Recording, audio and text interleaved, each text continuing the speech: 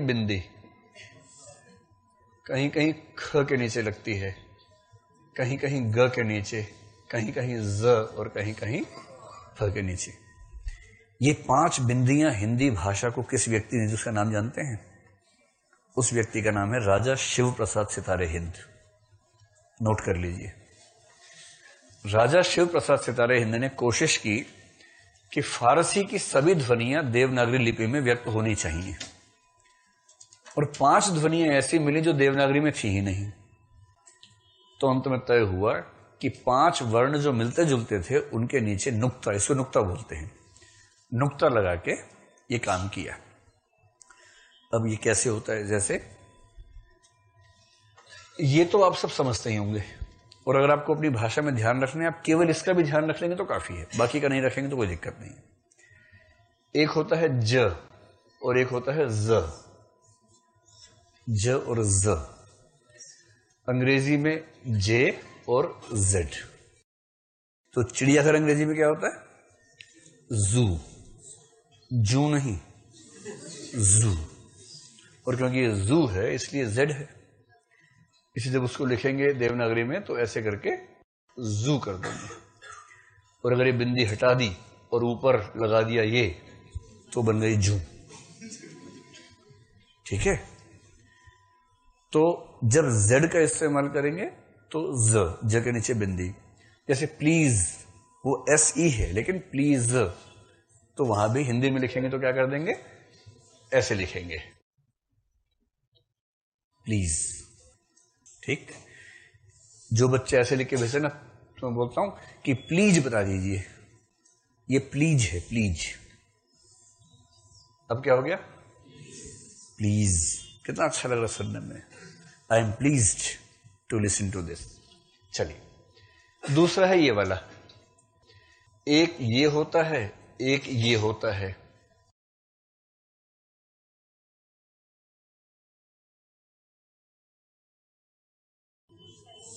फूल और फूल। ठीक? एक होता है गुलाब का फूल, एक होता है 1 अप्रैल का फूल। समझ गए अच्छे से? तो अगर बिंदी नहीं लगी है तो उसको बोलते हैं फ। क्या बोलते हैं? फ। प और फ के बीच में होता है फ। और बिंदी लग गई तो उसको बोलते हैं फ। फूफा वाला। फूफा समझते हैं ना? सबसे विचित्र रिश्तेदार जो होता है उसको फूफा कहते हैं। जो अज्ञात कारणों से दुखी रहता है, परेशान रहता है, उसको फूफा, मौसा, जीजा, ये 3 प्राणी ऐसे हैं घर में जो माहौल खराब करने के लिए बुलाए जाते हैं। तो उनमें से एक है फूफा। अगर मैं आपसे पूछूं कि महिलाओं की समस्याओं का जिक्र कौन सी कहानियों में है?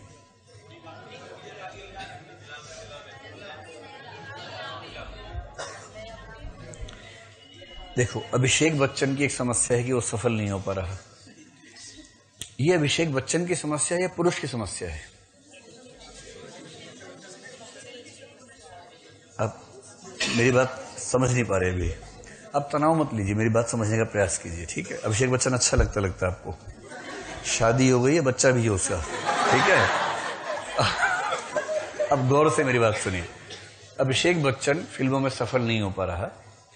ये समस्या अभिषेक बच्चन की है या पुरुष वर्ग की समस्या है? लेकिन संयोग से अभिषेक बच्चन पुरुष भी है, इसलिए आप ये नहीं कह सकते कि पुरुषों की समस्या है। समझ गए? लोग पता क्या करते हैं, 20-25 जो राइटर्स हैं ना, उन सबके बारे में भूमिकाएं तैयार करके जाते हैं। कहीं सवाल आ जाए, शुरू की 3 लाइनें इतनी खतरनाक लिखते हैं उसके बारे में जो रटी हुई है पहले से। ऐसे 20-30 निष्कर्ष लिख के याद कर लेते हैं। निष्कर्ष में केवल नाम हटा देते हैं, इसका नाम हटाया, उसका नाम लगा दिया, और इतना प्रभावी लिखते हैं कि परीक्षक घबरा जाता है कि मैं क्यों परीक्षक हूं और ये क्यों परीक्षार्थी है।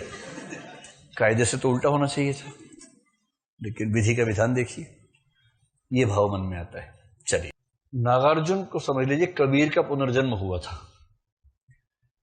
कबीर जैसा गुस्सैल हिंदी साहित्य में दूसरा नहीं हुआ।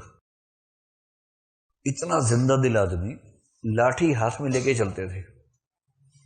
और कबीर का तो ऐसा जलवा था, हम कबीर को जब पढ़ेंगे तब पूरा समझाऊंगा चलचित्र की तरह से कि कबीर संत आदमी थे, ना उनको लालच ना मोह ना कुछ, सड़क पे निकले और कोई मुल्ला या पंडा मिल गया सामने, अगर कोई मुल्ला बांग वांग दे रहा है, नमाज दे रहा है, या कोई पंडा कुछ जातिवाद फैला रहा है, वहीं खड़े होकर 4 गालियां बकते थे उनको कस कस के, और पीछे पीछे एक आदमी उनके जाके लिखता रहता था कि आज की गालियां, और शाम को बोलते थे कबीर आपने कविता लिखी है। कबीर हट, कविता लिखी है? कौन सी कविता लिखी है? ये देखिए। बोले तो गाली है। आपको नहीं पता आपकी गालियों में भी कविताएं फूट रही हैं। कबीर ऐसे कवि थे, गालियां दे रहे थे, कविताएं बनती जा रही थी। कबीर की बात ही अलग थी।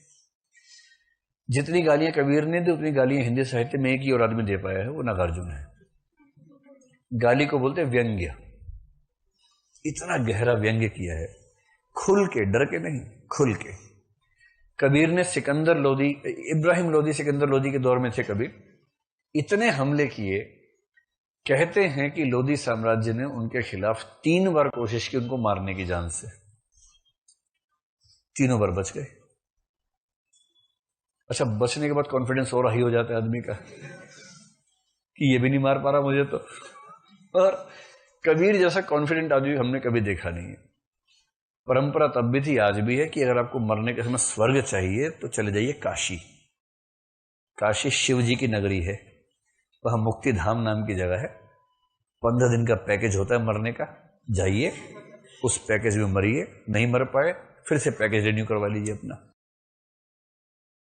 कहते हैं कि वहां जो अभी फिल्म आई है, मुक्ति भवन नाम से फिल्म आई है अभी हाल ही में, उसी के बारे में फिल्म आई है, देखिएगा। जो फिल्में बोलता हूँ बीच में ना, उसको नोट्स बनाते रहिए, देख लीजिएगा सारी फिल्में। तो मुक्ति भवन इसी थीम पर फिल्म आई है। और उस समय प्रसंग ये था कि जो मगहर में मरेगा वो गधा बन के फिर से पैदा होगा। मगहर नाम है ना। कबीर ने कहा कि हम तो मगहर में ही मरेंगे, जिस पंडे में दम है गधा बना के दिखाओ मुझे। लोगों ने कहा कबीर अब तो मर ही रहे हो यार, ठीक जगह मर जाओ, स्वर्ग तो मिलेगा ना, मगहर में ही मरेंगे हम तो। और काशी में रहता हुआ आदमी स्पेशली मगहर गया मरने के लिए, ऐसा तेवर था कबीर में। ऐसा ही नागार्जुन में था। इंदिरा गांधी ने इमरजेंसी लगाई, उसका भूत बना के रख दिया। इंदु जी क्या हुआ आपको, सत्ता के नशे में भूल गई बाप को। ऐसा सीधे, हल्का फुल्का नहीं, सीधे नाम लेके, आओ रानी हम ढोएंगे पालकी, यही हुई है राय जवाहरलाल की। सीधा नाम लेके हमला करते थे। ऐसे कवि थे नागार्जुन, प्रगतिवादी कवि थे। कहा कि हर बच्चे को स्कूल की पूरी शिक्षा मुफ्त मिलती है, और वहां का सरकारी स्कूल यहाँ के सरकारी स्कूल से अलग होता है, यहाँ के प्राइवेट से भी अच्छा होता है। हर अमेरिकी बच्चे को, अब नागरिक नहीं, अमेरिका में रहने वाले हर बच्चे को यह अधिकार है कि उसको शिक्षा फ्री मिले। अगर भारत से कोई व्यक्ति वीजा लेके गया वहां पर नौकरी करने के लिए, भी नागरिक नहीं है, पर उसके बच्चे को भी अधिकार है कि वहां पर वो पढ़े। ऐसा देश जहां पर इतने अधिकार हों, इससे आप कैसे कहेंगे कि शुद्ध पूंजीवादी देश है? मार्क्सवाद का इंजेक्शन लगा हुआ है ठीक तरीके से, अंदर समा गया मार्क्सवाद, पता भी नहीं चला उन लोगों को। आप लोग मेरी सलाह पर एक फिल्म देखना चाहें तो एक फिल्म का नाम है शूद्र। ये फिल्म 3 या 4 साल पहले आई थी, और जब आई तो मेरा मन हुआ कि देख के आऊं, तो पता लगा कि दिल्ली में एक ही सिनेमा हॉल में लगी है और सुबह 10 बजे के शो में लगी है, एक ही शो। तो मैंने पता किया, मेरे एक मित्र के मित्र ने ही डायरेक्ट की थी फिल्म। मैंने उनसे पूछा कि ऐसा क्यों है भाई? तो बताया कि फिल्म का नाम ही ऐसा है कि सिनेमा हॉल डरे हुए हैं, और वो कहते हैं कि आप 2000 व्यक्तियों से SMS करवाओ कि हम फिल्म देखना चाहते हैं तो हम फिल्म लगाएंगे एक शो में, और हमें लगाएंगे ही नहीं। खैर, एक शो मिला पूरे दिल्ली में, एक सिनेमा हॉल में, एक सुबह का शो मिला, तो मैं देखने गया। मुझे फिल्म ठीक लगी, ऐतिहासिक कल्पनाओं पे आधारित है, लेकिन उससे क्या होता ना, ये सुनना कि अत्याचार होता था और उसको देखना अपनी आंख के सामने, संवेदना का अंतर होता है, महसूस करने का अंतर होता है। तो एक बार मौका मिले तो क्या देखेंगे? शूद्र फिल्म। मेरे ख्याल से YouTube पे होगी ही, नहीं होगी तो मैंने सुना है कि विद्यार्थी लोग दुकान पे जाके भरवा के ले आते हैं फिल्म पेन ड्राइव के अंदर, ऐसा करते हैं। पेन ड्राइव ले जाते हैं, उसके अंदर फिल्म भरवा के ले आते हैं, फिर उसमें देख लेते हैं। तो जैसा भी होता हो मुझे नहीं पता कैसे देखते हैं, जो भी तरीका आपका हो देखिएगा। ये सब फिल्में साहित्य को समझने और अपनी संवेदना को परिष्कृत करने में काम आती हैं। तो वंचित वर्ग में कोई भी हो सकता है। नागार्जुन की हरिजन गाथा बेलछी कांड के बारे में, आजादी के बाद ऐसा लगा कि दलितों को महत्व मिलना शुरू होगा, उनको भी समझ में आ गया। अंबेडकर बाबू जिंदाबाद, जय भीम होना शुरू हो गया। ये बोले जय श्री राम, बोले चुप, जय श्री राम, जय भीम। बोले ये कौन सा भीम बीच में आ गया। कुछ दिन तो खुश रहे कि मतलब महाभारत वाले भीम की बात चल रही है शायद, तब पता लगा भीम और हिडिंबा की बात नहीं चल रही है, ये डॉक्टर भीमराव अंबेडकर की बात चल रही है। और जय श्री राम वालों को जय भीम से बहुत दिक्कत है, क्योंकि ये नहीं चलेगा। तो मजे की बात है कि जय श्री राम का समर्थन करने वाले कहीं ना कहीं सवर्णवाद का भी समर्थन करते हैं, इसलिए उनको अपने ही धर्म के वंचित वर्ग के ऊपर उठने से पेट में खलबली मचती है। इधर जय भीम शुरू हो गया, गांव गांव में शोर मचने लगा कि अधिकार चाहिए, अधिकार चाहिए। तौर पर बेटे और बाप के संबंध ठीक नहीं होते, किसी भी घर में देख लीजिए। जैसे ही बेटा बड़ा होता है, बाप और बेटे के बीच में खाली नमस्ते नमस्ते होनी शुरू हो जाती है। नमस्ते पापा, हाँ ठीक हो बेटा, हाँ पापा ठीक हो, इसके आगे बात नहीं होती। और बेटी को देखिए उछल कूद के सारी बात करती है, और पप्पा तुम कैसे हो पप्पा। बाप के मुंह से पप्पा ही नहीं निकलता एक बार भी बेटे के मुंह से, क्योंकि वो संबंध, मतलब सिगमंड फ्रॉइड कह रहा है कि उसके मूल में वही समस्या है। और यही भावना जो लड़कियों के मन में है वो होती है बाप को लेकर। पहला प्यार बाप होता है, उसको बोलते हैं इलेक्ट्रा कॉम्प्लेक्स। इसलिए आप देखेंगे कि किसी भी पिता को झुकाना हो ना, उसकी बेटी के 2 मोटे मोटे आंसू से सामने ले जाइए। और सारी बेटियों को पता है कि अंतिम ब्रह्मास्त्र मेरे पास जो है बाप को झुकाने के लिए, 2 मोटे मोटे आंसू। पहले माहौल बनाना है, फिर 2 आंसू निकाल देने हैं, उसके बाद ब्लैंक चेक पे साइन होकर मिल जाएंगे। कुछ करना, पापा दिल्ली पढ़ने जाना है। क्यों दिल्ली जाना है पापा? अरे बेटा तू पेरिस जा, न्यूयॉर्क जा, दिल्ली क्या चीज है। भाई बाप जख्मी हो जाता है बेटी से, और बेटा क्या देखे पापा दिल्ली जाना है तो चला जा, पैसे कमा ले खुद जाके, मैं क्यों दूं तेरे को पैसे भाई।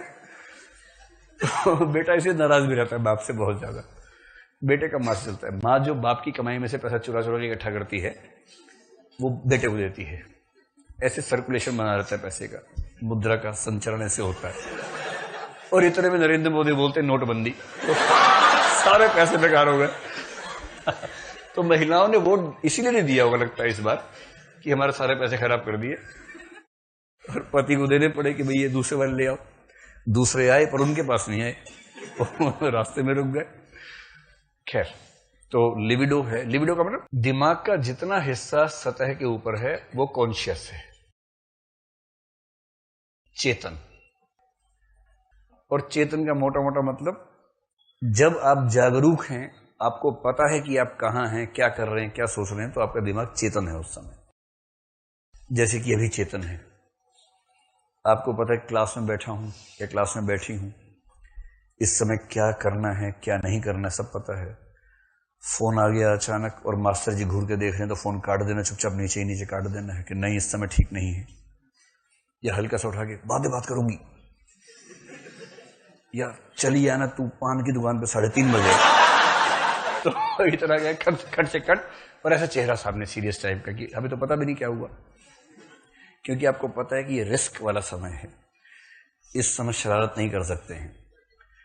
कुछ ऐसे भी होंगे बच्चे जिनको थोड़ा आदत होगी स्मोकिंग वगैरह करने की, उनका बहुत मन तड़प रहा होगा तलब कि एक सुट्टा मार लेता किसी तरह से, पर पता है कि यहां नहीं मार सकते हैं, और यहां अगर एक लगाए तो बड़ा भारी पड़ने वाला है, तो दबा रहे हैं कि अभी नहीं, रुक जा रे मन, बस 20 मिनट रह गए हैं, नीचे जाके 2 लगा लूंगा, अभी थोड़ी देर शांत रहो। अभी आप ये जो चल रहा है ना आपके मन में, इसको बोलते हैं कि आप कॉन्शियस माइंड में हैं।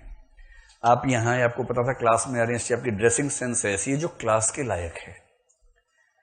आप जिन कपड़ों में शाम के बाद होते हैं वो पहन के नहीं आते क्लास में, क्योंकि आपको पता है असभ्य कहलाए जाएंगे अगर वो सब पहन के आ जाएंगे। तो आप जानते हैं कि भाई क्लास में जा रहे हैं तो डिसेंट बन के जाना है, इंसान बन के जाना है, कंघी वंगी कर लो ठीक से, झाड़ झंखाड़ लेके नहीं जाना इस तरह से। ये कॉन्शियस माइंड है, सोच समझ के कर रहे हैं, ठीक है। जो बता रहा था कि वो उसको थोड़ा मानसिक परेशानी रही कुछ दिनों तक, एक डॉक्टर से मिलता था, तो उस डॉक्टर के बारे में जिक्र कर रहा था। बोला डॉक्टर इतने अच्छे थे कि जब मैं उनसे मिलता था तो पहले 10 मिनट तक ऊट पटांग बातें करते रहते थे। और क्या हाल है, ठीक हो, क्या क्या खा रहे हो आजकल, और घूमने जाते हो, फिल्म देखते हो, ऐसी बेकार की बातें। और पर्पस केवल ये था कि उतने समय तक वो ऑब्जर्व करते थे कि रिस्पॉन्स देने का तरीका क्या है, सोचने का तरीका क्या है, और उन 10 मिनट में उनको पूरा आइडिया हो जाता था कि क्या क्या दिक्कतें हैं। उसके बाद कहते हैं कि क्या दिक्कतें बताओ, और जो मैं बताता था वो पहले से उनके कागज पे लिखा होता था, क्योंकि उनको ऑब्जर्व करने का आइडिया था। उनको पता था कि कोई व्यक्ति किसी खास तरह की हरकत क्यों कर रहा है, उसके मन में क्या चल रहा है। इस लेवल पर ये कहानियां ले जाना चाहती हैं पाठक को। इसलिए अवचेतन अचेतन के सत्य, अंतर्जगत, ये सब हो गया इनका कथ्य। अब बताइए इनका शिल्प कैसा होगा।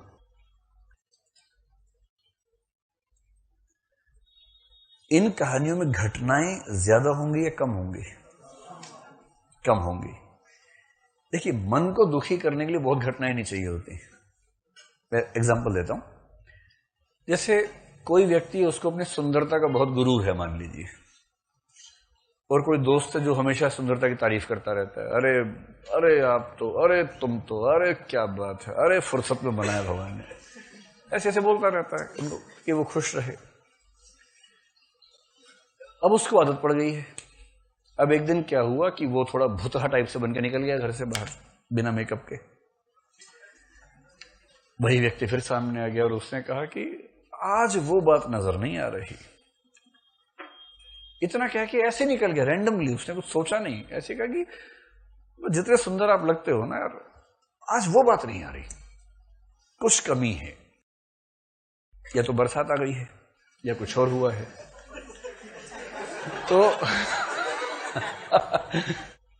तो अब ये घटना है। घटना ये है कि उस व्यक्ति ने जो रोज तारीफ करता था आज ऐसे बोल दिया। अब आप मुझे ये बताएं, जिस व्यक्ति को अपनी सुंदरता का ही गुमान है और कुछ उसके पास गुमान करने के लायक है ही नहीं, एक ही चीज थी, वही बेस है व्यक्तित्व का, उसी पे सवाल खड़ा हो गया। अब इसके पास परेशान रहने के लिए कितने समय तक के लिए मसाला मौजूद है इसके पास? 1-2 मिनट, या ये लंबा चलेगा? लंबा चलेगा। 1 दिन, 2 दिन, 2.5 दिन एंग्जाइटी हुई, डिप्रेशन हुआ, उठ नहीं रहे, लोग कह रहे खाना खा लो, नहीं खाना खाने का मन नहीं कर रहा।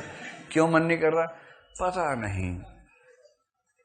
अब मामला क्या है, किसने कह दिया और दिल पे लग गई है बात। घटना 1 सेकंड के लिए घटी, उसका असर 2.5 दिन तक रहा। जैसे जो BF GF टाइप के मामले होते हैं, झगड़ा होता है 1 सेकंड के लिए, अरे तेरे पास उसका फोन कैसे आया, अरे उसका फोन, मैं उसके फोन में घुस के फोन कर रहा हूं जो मुझे पता होगा क्यों आया, किसी ने फोन कर दिया, मैं क्या करूं? नहीं कोई बात तो है, जाओ बात नहीं करूंगी, इतनी सी बात है। और अब ये अगले 2, 2.5, 3 दिन ईगो का खेल चलेगा कि पहले कौन झुकेगा। वो जियो वाली ठीक रहती है इसमें, फोन करेगा एक पक्ष, दूसरा उठा लेगा, बात नहीं होगी, दोनों कान में लगा के बैठे हैं, कोई बोल नहीं रहा है। फिर थोड़ी देर में दूसरा पक्ष बोल रहा है हेलो, इधर से आ रहा है हाँ हाँ हूं। अब ये मजेदार बात चल रही है, 1.5 मिनट हो गया, 2 मिनट हो गए, ना इधर से आवाज ना उधर से आवाज, और बिल उठे जा रहा है, उठे जा रहा है। ये तो जियो का भला हो कि उसने युवाओं को मौका दिया है कि मौन बातचीत कर लें कम से कम फोन पे, वरना तो। और अंत में एक टेक्स्ट मैसेज आता है, खाली 3 डॉट बना हुआ, बस ये भेज दिया, उधर से भी 3 डॉट आ गए। इसका मतलब मेरा जीवन कोरा कागज, मेरा जीवन भी कोरा कागज। फिर अगला क्वेश्चन मार्क, सिर्फ उधर से टिक का निशान, क्वेश्चन मार्क, क्या आगे क्या सोचा है, टिक, चलो मिल लेते हैं। फिर क्वेश्चन मार्क, फिर 10 AM अग्रवाल, मतलब समोसे की दुकान। अब ये सारा खेल प्रतीकों की भाषा है। कौन झुक के ये कहे कि मैं डर गया हूं, मुझे असुरक्षा लग रही है? नहीं, ईगो भी बचानी है, प्रेम भी बचाना है, तो फिर प्रतीक ही प्रतीक चलते रहते हैं।